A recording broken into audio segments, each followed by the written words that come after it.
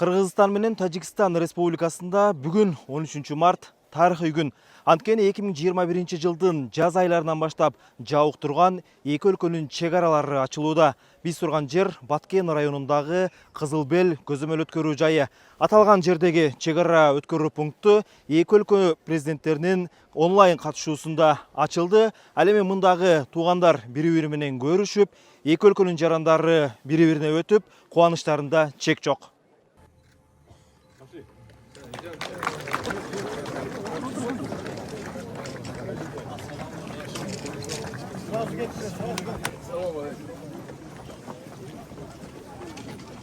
Говорит, что наш народ... Bismillahirrahmanirrahim.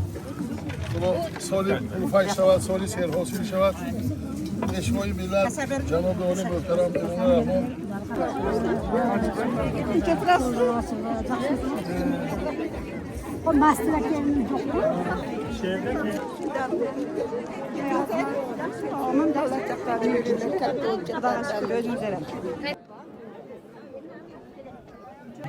Кучакташуу учурашуу, көп жылдык сагынышуу. Мунун баары Кыргыз-Тажик чек арасы ачылгандан кийин бул жерде байкалууда.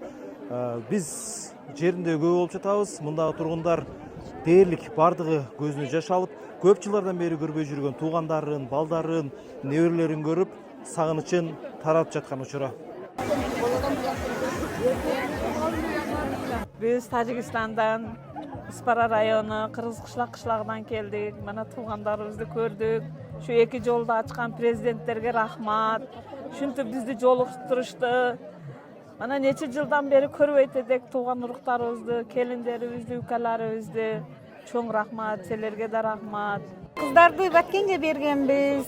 Ekövünü azır şolor köreyik dep.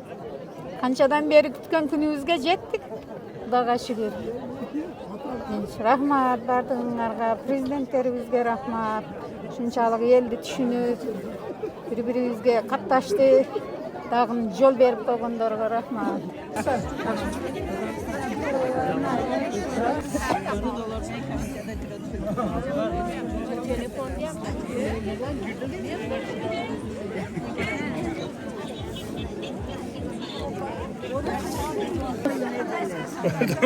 Bana tahmin ederler.